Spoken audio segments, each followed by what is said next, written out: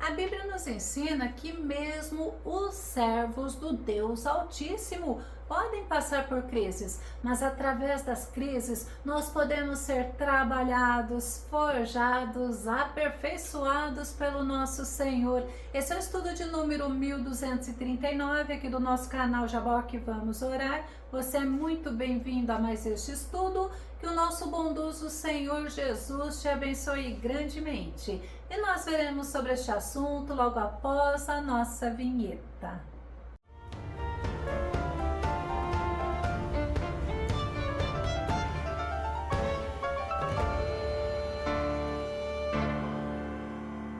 É importante você sempre se lembrar que em todos os momentos, mesmo na hora da crise, o nosso Deus age a nosso favor, mesmo quando nós não entendemos nada. Deus está agindo a favor dos seus servos. Vamos ao nosso tema: trabalhado por Deus na crise. Nosso texto base está no livro de Romanos, capítulo 8, verso 28, que diz: e sabemos que todas as coisas concorrem para o bem daqueles que amam a Deus, daqueles que são chamados segundo o seu propósito. Outra versão fala: estamos certos de que Deus age em todas as coisas com o fim de beneficiar todos os que o amam, dos que foram chamados conforme o seu plano. Deus pode usar todas as circunstâncias, todas as situações, todas as coisas para nos trabalhar, para nos amoldar, para nos ensinar, nos aperfeiçoar. Mesmo as situações mais difíceis, Deus pode usar a nosso favor. A Bíblia nos mostra pessoas que foram aperfeiçoadas por Deus nos momentos de crise, porque a crise cooperou para o seu bem. Trabalhado significa lapidado, aprimorado, aperfeiçoado, significa refinado. E o nosso Deus, devido à sua infinita misericórdia, graça e bondade, pode transformar todas as coisas, pois para ele não existe nada que seja impossível. Jeremias capítulo 32, verso 17 diz: ó eterno meu Deus, tu que fizeste os céus e a terra com o teu grande poder e com o teu braço estendido, nada é impossível para ti. Nosso Deus, ele é o Todo-Poderoso, e o profeta Jeremias, em sua oração, reconheceu que Deus é poderoso para mudar a sorte do seu povo, pois Judá estava sendo levado ao cativeiro babilônico, isto por permissão do nosso Deus, pois no seu imensurável amor, Deus mandou profetas advertirem o povo, e eles não deram atenção às advertências. Eles permaneceram no pecado, na idolatria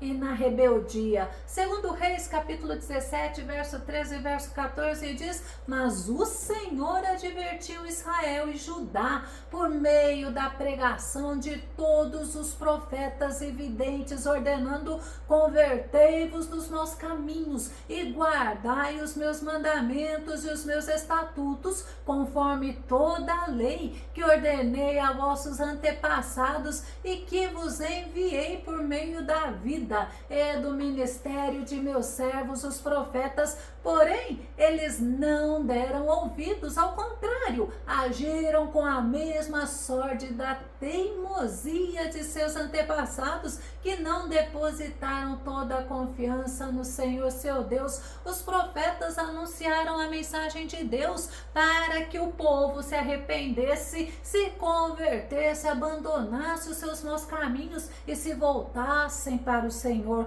mas eles preferiram cultuar e adorar ídolos, mesmo sabendo que estavam pecando, desagradando, aborrecendo ao nosso Deus. Eles não se converteram, eles foram infiéis ao Senhor. Como consequência, foram levados ao cativeiro. Israel, que era o reino do norte, foi levado ao cativeiro assírio, e Judá, que era o reino do sul, 100 anos depois, foram levados ao cativeiro babilônico porque eles rejeitaram, eles desprezaram as orientações do Senhor, as advertências do Senhor, eles desprezaram e rejeitaram ao próprio Senhor. Mas mesmo no sofrimento, no momento daquela crise nacional, o profeta Jeremias não perdeu a fé e nem a esperança no agir de Deus a favor do seu povo, e ele confiou que Deus tinha poder para levá-los novamente para Jerusalém, e Deus ele fez promessa que aquele cativeiro duraria 70 anos. Jeremias capítulo 29, verso 10 diz: assim diz Yahvé, quando se completarem os 70 anos da Babilônia, eu cumprirei a minha promessa a vosso favor, de trazer-vos de volta para este exato lugar. O nosso Deus é poderoso, e lá no cativeiro babilônico, o povo se voltou para Deus, se aproximaram do Senhor, e muitos viveram o cumprimento da promessa. Muitos voltaram para Jerusalém, se cumprindo a promessa do nosso Deus, porque o nosso Deus, ele é fiel, ele é poderoso, e nos momentos de crise não podemos perder a nossa fé, a nossa esperança, e devemos nos voltar para o nosso Deus.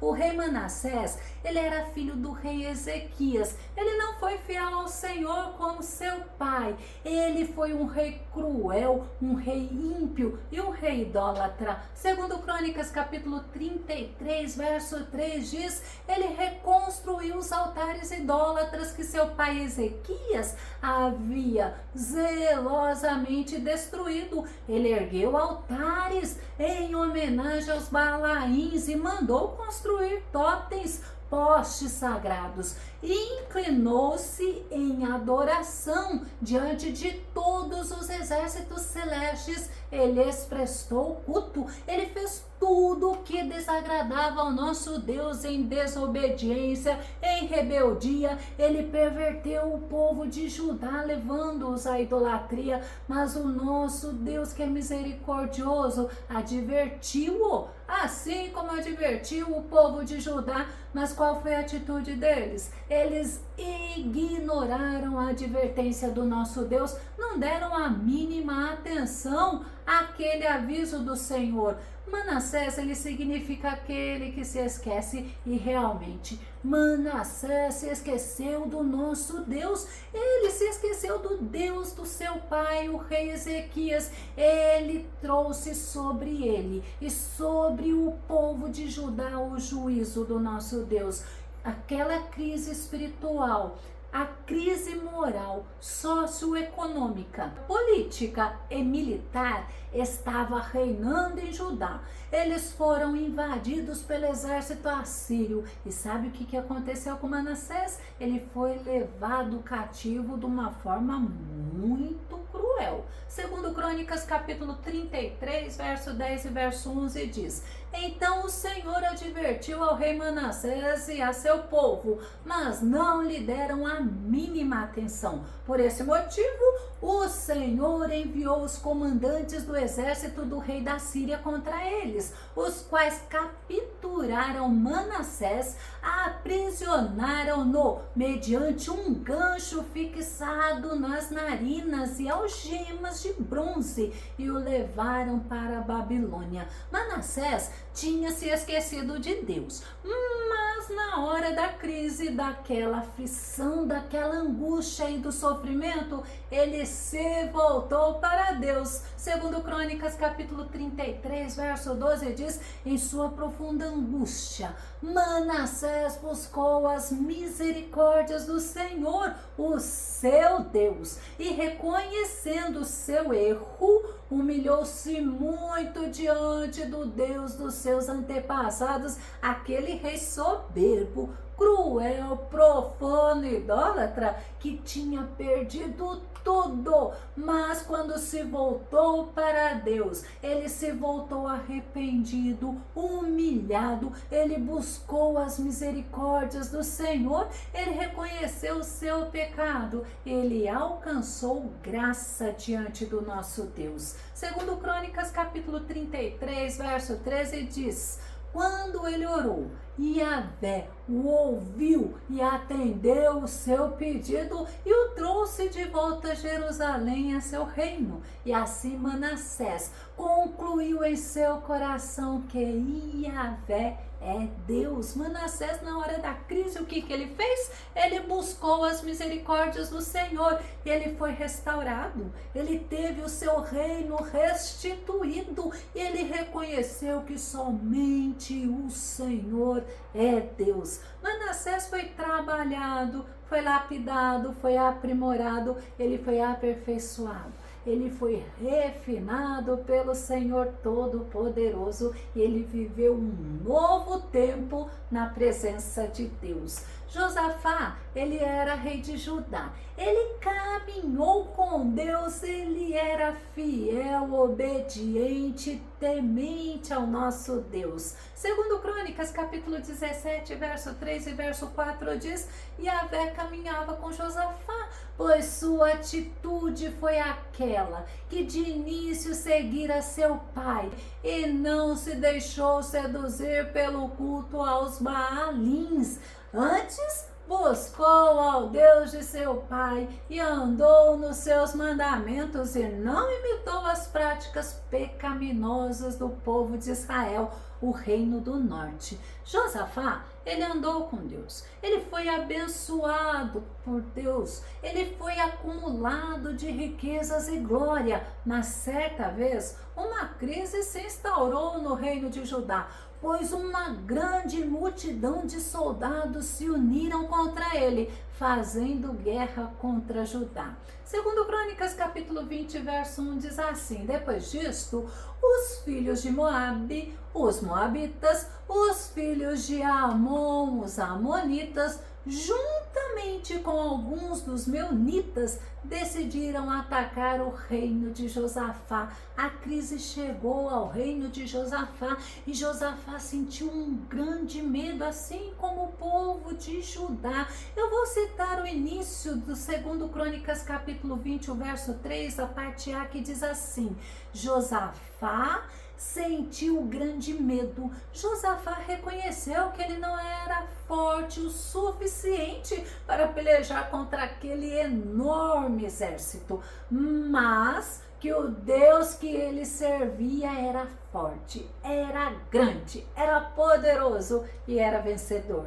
Naquele momento de crise, o rei Josafá teve medo, mas ele teve atitude. Agora nós vamos ver segundo Crônicas, capítulo 20, o verso 3, a parte B, que diz assim: decidiu buscar o socorro do Senhor. No momento de crise, Josafá teve medo? Teve, mas ele teve atitude. Ele buscou o socorro do Senhor, ele reconheceu que deveria viver na dependência do Senhor, buscou direcionamento, ele buscou vitória e todo o povo com ele. Vamos ver segundo Crônicas, capítulo 20, verso 4, que diz: todo o povo de Judá se congregou para rogar o auxílio de Yahvé, o Senhor. Também de todas as cidades de Judá veio gente para buscar o Senhor. Aquela crise aproximou mais o povo de Deus. Ao invés deles ficarem lamentando, chorando, reclamando, paralisados de medo,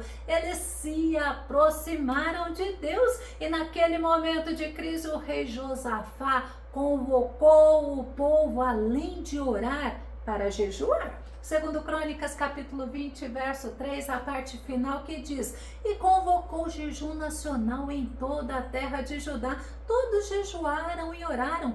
Eles se colocaram na dependência do Senhor. Eles reconheceram o poder e a soberania do nosso Deus. Tem vitórias que nós só receberemos através de jejum, de oração, de entender que devemos viver totalmente na dependência do nosso Deus. O rei Josafá reconheceu a impotência dele e do seu exército, e ele reconheceu também a soberania e o poder do nosso Deus. Segundo Crônicas, capítulo 20, o verso 6, o verso 12 diz: e exclamou, olha a oração que Josafá fez: ó Yahvé, Senhor Deus de nossos pais, não és tu, Deus que habita soberano nos céus? Não és tu que governa sobre todos os reinos das nações da terra?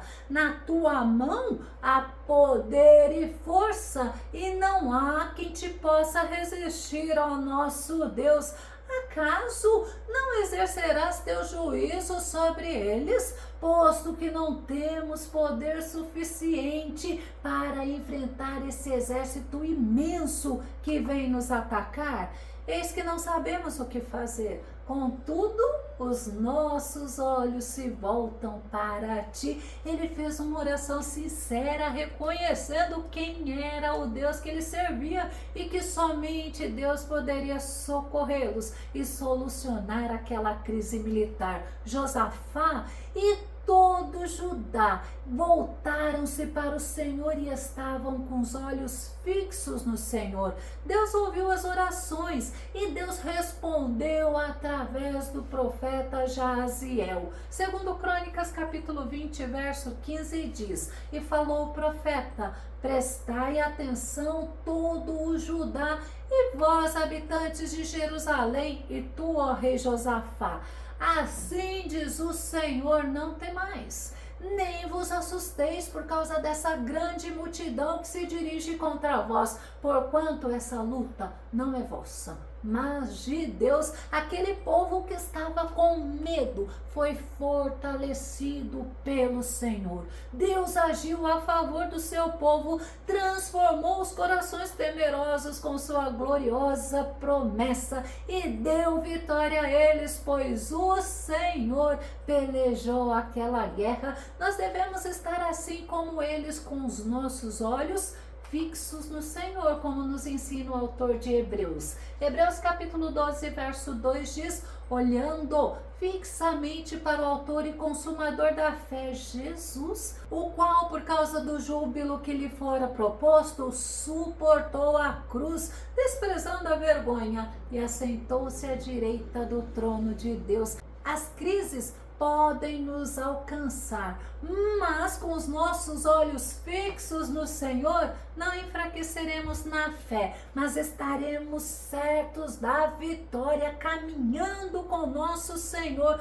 pois o nosso foco não será a crise, o momento adverso que passamos, mas sim, nosso foco será o vencedor dos vencedores, aquele que suportou tudo e venceu. O nosso foco tem que ser o Senhor Jesus, porque é Ele que nos fortalece, é Ele que nos anima, é Ele que nos sustenta e nos faz mais que vencedores. Eu vou começar a concluir. Nos momentos de crise, não adianta ficarmos murmurando, lamentando, agindo com rebeldia ou revolta contra o nosso Deus. Que nós possamos aprender que Deus age nas crises a nosso favor, nos levando para mais perto dele e nos dando vitórias. Nos momentos de crise, nós somos trabalhados, lapidados, forjados pelo Senhor e saímos delas fortalecidos no Deus Todo-Poderoso, aperfeiçoados e mais fervorosos, mais firmes na fé. Se você gostou desse vídeo, ele foi edificante na tua vida, ou se você tem dúvidas ou sugestões, faça os teus comentários aqui no canal Jaboque Vamos Orar. Continue compartilhando os nossos vídeos nas redes sociais e dá o seu like. Caso você ainda não esteja inscrito aqui no canal Jaboque Vamos Orar, eu te convido para que você se inscreva e seja grandemente abençoado pelo Deus vivo e poderoso. E até o nosso próximo estudo aqui no nosso canal Jaboque Vamos Orar. Fica com Deus e Deus te abençoe.